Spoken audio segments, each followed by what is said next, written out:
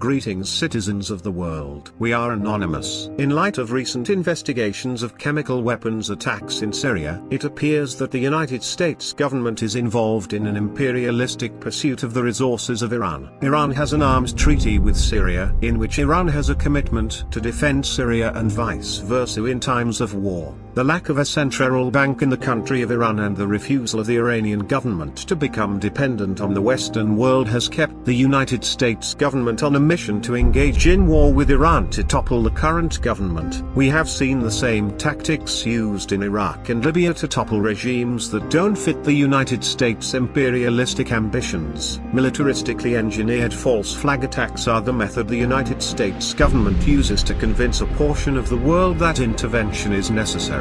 Chemical weapons were used to murder hundreds of Syrian people in a suburb of the Syrian city of Damascus. Although the initial reports claimed that the Assad-led government of Syria was responsible for the attacks, it is now believed by both investigators and other world leaders that the United States-backed Syrian National Coalition is responsible for the attacks. It's also believed they are using these war crimes to give an excuse for the United States government to intervene in the region.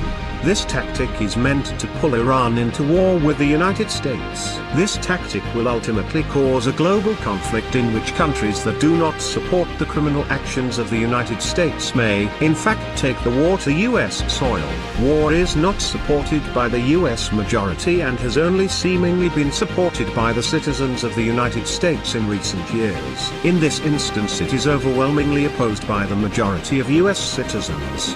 The chemical weapons used against the Syrian people are now shown to be the work of the United States government by way of the US-backed Syrian rebels known as the Syrian National Coalition. This is a blatant false flag attack and should not be endorsed by the citizens of the United States. There is absolutely no benefit for the American people or the world in general as a result of a war with Syria or Iran.